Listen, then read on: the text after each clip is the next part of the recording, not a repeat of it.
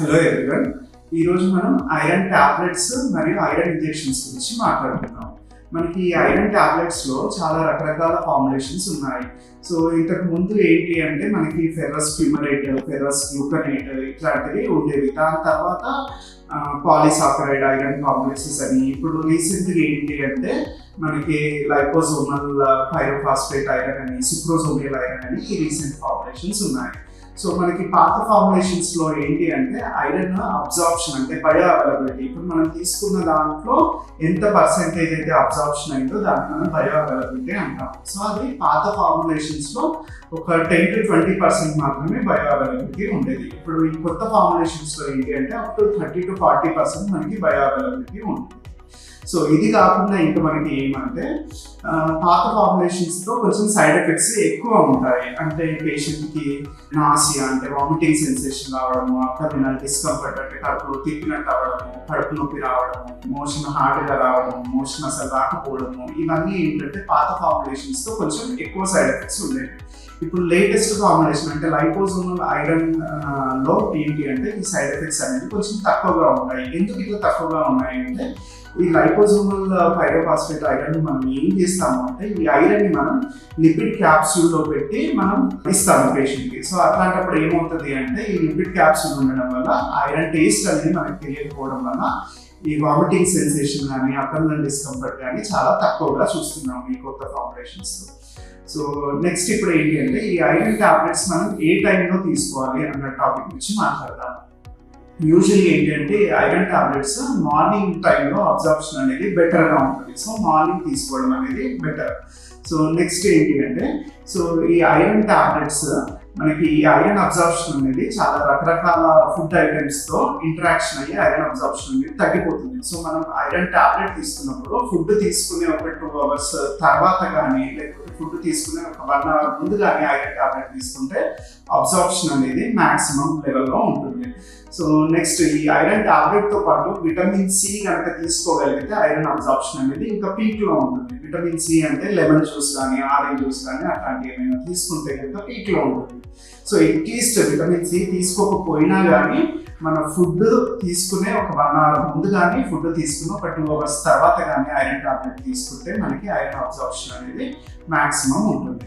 ఇంకొక special precaution ఏంటి అంటే మనకు ఈ టీ, కాఫీ, మిల్క్ ఇట్లాంటివి ఏంటి అంటే ఐరన్ అబ్జార్ప్షన్ అనేది తగ్గిస్తాయి. సో స్పెషల్గా ఇవి 100% ఐరన్ టాబ్లెట్తో పాటు అవాయిడ్ చేయాలి. సో ఇది కాకుండా ఏంటి అంటే యాంటాసిడ్స్ ఉంటాయి. ఈ యాంటాసిడ్స్ వల్ల కూడా ఐరన్ అబ్జార్ప్షన్ తగ్గిపోతుంది. అంటే ప్యాంటాప్, రాంటాక్, రాబిప్రజోల్ ఇట్లాంటివి ఏంటి అంటే ఐరన్ అబ్జార్ప్షన్ తగ్గిస్తాయి. సో ఇవి కూడా మనం ఐరన్ టాబ్లెట్స్తో పాటు అవాయిడ్ చేయాలి. సో నెక్స్ట్ మనం ఇప్పుడు ఐరన్ ఇంజెక్షన్స్ గురించి మాట్లాడుకుందాం.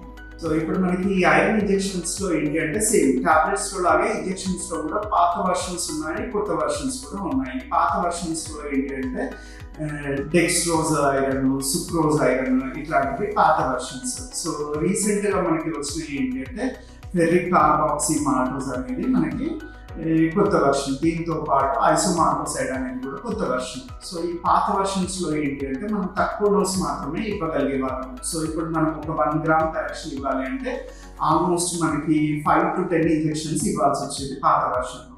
సో ఇప్పుడు ఈ కొత్త వర్షన్స్లో ఏంటి అంటే 1 gram అంటే 1 gram మొత్తం కూడా మనం ఒకటేసారి ఇచ్చేసేయచ్చు. సో ఇది మనకి ఒక అడ్వాంటేజ్ కొత్త వర్షన్స్.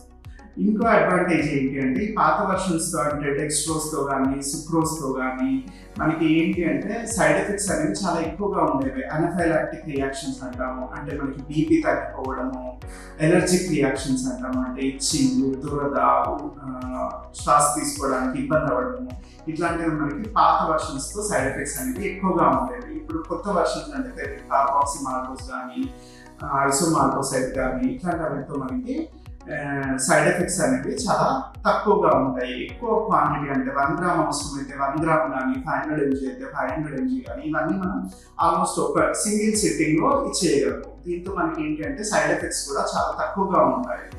సో మనకి ఇప్పుడున్న ఇంజెక్షన్స్ అన్నింటిలో ఫెర్రిక్ కార్బాక్సిమాల్టోస్ కానీ ఐసోమాల్టోసైడ్తో కానీ సైడ్ ఎఫెక్ట్స్ అనేవి చాలా తక్కువగా ఉంటాయి.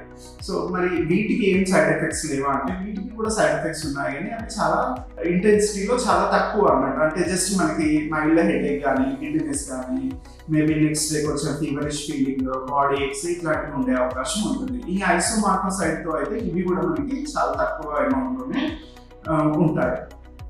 సో మనం మరి ఈ ఇంజెక్షన్ డోసేజ్ ఎలా చూస్ చేస్తారు అన్న క్వశ్చన్స్ కూడా కొంతమంది అడుగుతారు. ఇప్పుడు మనకి ఏంటి అంటే ఐరన్ డెఫిషియన్సీ అనేది ఎలా చూస్తాము అంటే మన బాడీలో ఐరన్ లెవెల్ ఎంత ఉంది, ఫెరిటిన్ లెవెల్ ఎంత ఉంది, హీమోగ్లోబిన్ లెవెల్ ఎంత ఉంది, మన బాడీ వెయిట్ ఎంత ఉంది. సో ఇవన్నింటి వాల్యూస్తో మనం ఐరన్ డెఫిషియన్సీ ఎంత ఉంది అనేది క్యాల్కులేట్ చేసి దానికి తగ్గట్టుగా ఇంత 1 గ్రామ్ ఇవ్వాలా, 1.5 గ్రామ్ ఇవ్వాలా, 2 గ్రామ్స్ ఇవ్వాలా అనేది డిసైడ్ చేస్తాం. సపోజ్ ఇప్పుడు 2 గ్రామ్ మనకి ఐరన్ డెఫిషియన్సీ ఉంది, 2 గ్రామ్ మనం ఇంజెక్షన్ ఇవ్వాల్సి ఉంది అంటే 1 గ్రామ్ ఇప్పుడు ఇస్తాము, 1 వీక్ తర్వాత మళ్ళీ 1 గ్రామ్ ఇస్తాము. సో ఇలా మనం ఐరన్ డోసేజ్ అనేది క్యాల్కులేట్ చేస్తాం. సో నెక్స్ట్ మనం ఐరన్ టాబ్లెట్స్ ఎప్పుడు తీసుకోవాలి, ఐరన్ ఇంజెక్షన్స్ ఎప్పుడు తీసుకోవాలి అన్న టాపిక్ గురించి డిస్కస్ చేద్దాం. సో మనకి ఈ ఐరన్ టాబ్లెట్స్ అనేవి మనకి ఐరన్ డెఫిషియన్సీ అనేది తక్కువగా ఉన్నప్పుడు మాత్రమే మనం ఐరన్ టాబ్లెట్స్ యూజ్ చేస్తాము. సో అంటే మనకి హీమోగ్లోబిన్ 9-10 అలా ఉంది, ఐరన్ డెఫిషియన్సీకి సంబంధించిన సిమ్టమ్స్ అనేవి ఎక్కువగా లేవు అనుకున్నప్పుడు మనం ఐరన్ టాబ్లెట్స్ యూజ్ చేస్తాము. సో ఐరన్ ఇంజెక్షన్స్ ఎప్పుడు యూజ్ చేస్తాము అంటే ఐరన్ డెఫిషియన్సీ అనేది చాలా సివియర్గా ఉంది, అంటే హీమోగ్లోబిన్ 5, 6, 4 అట్లా ఉంది, పేషెంట్కి చాలా సివియర్ సిమ్టమ్స్ ఉన్నాయి, అంటే గిడ్డినెస్ ఉంది, కళ్ళు తిరగడము, చాలా సివియర్ వీక్నెస్ ఉంది, అలసిపోవడము, ఫెటీగ్ ఇట్లాంటివి చాలా ఎక్కువగా ఉన్నప్పుడు మనం తొందరగా కరెక్షన్ చేయాలి కాబట్టి ఐరన్ ఇంజెక్షన్స్ యూజ్ చేస్తాము. సో ఇంకొకటి ఏంటి అంటే ఈ ఐరన్ టాబ్లెట్స్ ఎప్పుడైతే మనకి టాలరేట్ చేయలేకపోతున్నారు, ఐరన్ టాబ్లెట్ వేసుకుంటున్నాము బట్ మనకి నాసియా ఉంది, వామిటింగ్, పేషెంట్కి వామిటింగ్ అవుతుంది, అబ్డామినల్ డిస్కంఫర్ట్ ఉంది, స్టూల్స్ పాస్ అవ్వట్లేదు సరిగ్గా, ఇట్లాంటప్పుడు మనం టాబ్లెట్స్ బదులు ఇంజెక్షన్స్ ప్రిఫర్ చేస్తాము. ఇంకా ఏంటంటే ఆల్రెడీ సమ్ గ్యాస్ట్రిక్ సర్జరీస్ అయ్యాయి, ఇంటెస్టైనల్ సర్జరీస్ అయ్యాయి, అప్పుడు మనం ఐరన్ టాబ్లెట్ ఎంత తీసుకున్నా కానీ అబ్జార్ప్షన్ అనేది ఉండదు. సో అలాంటప్పుడు మనం ఐరన్ ఇంజెక్షన్స్ యూజ్ చేస్తాము. సో మనకి ఐరన్ టాబ్లెట్స్ తీసుకున్నప్పుడు ఐరన్ మనకి బాడీలో హీమోగ్లోబిన్ లెవెల్స్ అనేది పెరగడానికి ఒక 2 to 3 వీక్స్ టైం పడుతుంది. సో మనకి టైం ఉంది ఐరన్ హీమోగ్లోబిన్ పెరగడానికి, మనం ఒక 1 మంత్ వెయిట్ చేయొచ్చు అనుకున్నప్పుడు ఐరన్ టాబ్లెట్స్ ప్రిఫర్ చేయగలము. లేదు మనకు అసలు టైం లేదు, ఒక 1 వీక్లో హీమోగ్లోబిన్ నార్మల్ అవ్వాలి, ఒక 15 డేస్లో హీమోగ్లోబిన్ నార్మల్ అవ్వాలి అట్లాంటి అనుకున్నప్పుడు మనకి ర్యాపిడ్గా కరెక్షన్ అవసరం పడుతుంది కాబట్టి మనం ఐరన్ ఇంజెక్షన్స్ అనేది ప్రిఫర్ చేస్తాం.